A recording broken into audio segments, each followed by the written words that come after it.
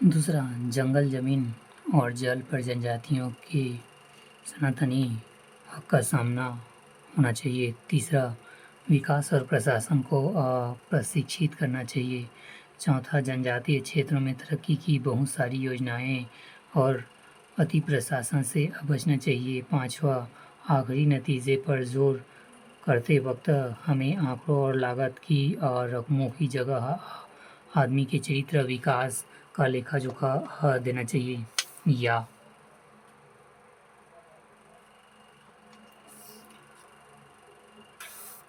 तत्कालीन प्रधानमंत्री जवाहरलाल नेहरू ने 1955 में बस्तर जिला मुख्यालय में जनजातियों के विकास हेतु 5 मूलभूत सिद्धांतों का प्रतिपादन किया, जिनमें पंचशील सिद्धांत कहा जाता है, जिसके अंतर्गत जनजातियों को वन, भूमि, प्रशासन इत्यादि इसके तौर तरीके से करने की अनुमति संबंधित प्रावधान हैं।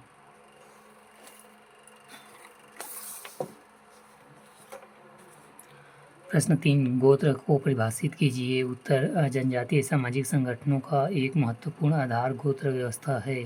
गोत्र कई कुलों का समूह होता है जो सामान्यतः माता पिता से संबंधित से मिलकर बनता है। यह एक बहिर्विवाहित समूह है। जनजातियों में गोत्र मुख्यतः नलूक-पेन, संयुग-पेन, समरूप-पेन या येरुक-पेन प्रकार का होता है। प्रश्न 4, घड़वा कला क्या है? उत्तर, घड़वा शिल्प कला सामान्यतः कांसे की धातु प्रयोग कर उसमें बाह्य आघात देकर एक निश्चित आकार देते हुए कलात्मक कृति बनाने की कला है।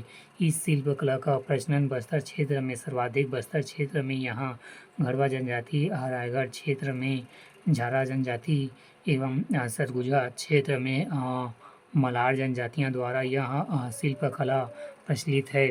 प्रश्न 5, टायलर द्वारा प्रतिपादित धर्म की परिभाषा दीजिए। उत्तर, टायलर की दृष्टि में जीववाद अर्थात आध्यात्मिक जीवों में विश्वास आदिम धर्म का सार है और टायलर ने धर्म को आध्यात्मिक शक्ति में विश्वास माना है। धर्म ऊपर से बहुलता तथा अंदर में आध्यात्मिक स्थायित्व है, लेकिन मूलभूत में सभी यहाँ एक ही विचार पर आधारित है, वह है आत्मा या जीव में विश्वास। या टायलर के अनुसार धर्म आध्यात्मिक शक्ति में विश्वास है।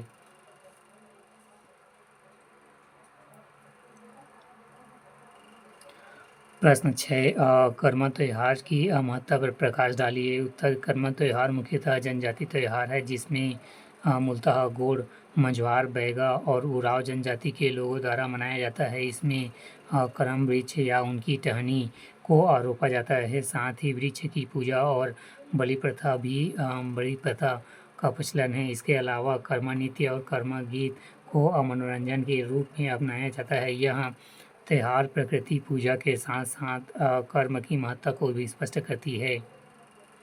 प्रश्न 7, बस्तर जिले के किन्हीं 2 प्राकृतिक जल प्रपातों का नाम लिखिए। उत्तर, पहला चित्रकूट जलप्रपात, यह इंद्रावती नदी पर स्थित है जो भारत का सबसे चौड़ा जलप्रपात है, जिसे भारत का नेगरो के नाम से संबोधित किया जाता है। दूसरा, तीरथगढ़ जलप्रपात, यहाँ मुनगा बहार नदी पर स्थित जो छत्तीसगढ़ का सबसे ऊंचा जलप्रपात है। यहाँ कुटुमसर की गुफा पर्यटन के लिए प्रसिद्ध है।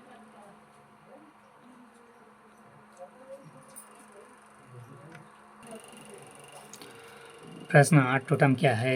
उत्तर, टोटम का अर्थ होता है एक ही माँ से जन्मे भाई बहन जिसमें खून का रिश्ता होता है, जो एक दूसरे से विवाह नहीं कर सकते हैं। वहीं टोटमवाद किसी समाज के उस विश्वास को कहते हैं जिसमें मनुष्य का किसी जानवर, वृक्ष, पौधे, अन्य अदृश्य आत्माओं से संबंध माना जाता है।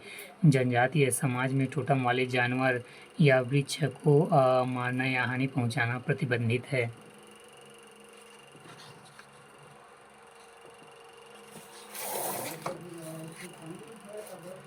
खंड 2, उत्तर की तरफ 60 अंक 4। प्रश्न 9, पर संस्कृतिकरण क्या है? उत्तर प्रसंस्कृतिकरण जनजातीय समाज का अपनी संस्कृति के जीवन यापन के ढंगों को छोड़कर नवीन संस्कृति को अपनाना प्रसंस्कृतिकरण कहलाता है। यह जनजातीय समाज में नकारात्मक सकारात्मक प्रभाव डालता है। दुष्प्रभाव जनजातीय संस्कृति का ह्रास, धर्मांतरण, जाति व्यवस्था के उच्चतम निम्नता के प्रभाव, भोजन और पहनावे पर आधुनिकता एवं शहरीकरण का प्रभाव। सुप्रभाव कभी कभी प्रसंस्कृतिकरण का परिणाम आत्मीकरण होता है, जिसमें अन्य संस्कृति को केवल ग्रहण नहीं किया जाता बल्कि उसे अपने शरीर का अंग मान लिया जाता है। उदाहरण के लिए बंगाल के संथाल जनजाति में हिंदुओं के परंपराओं का आत्मीकरण।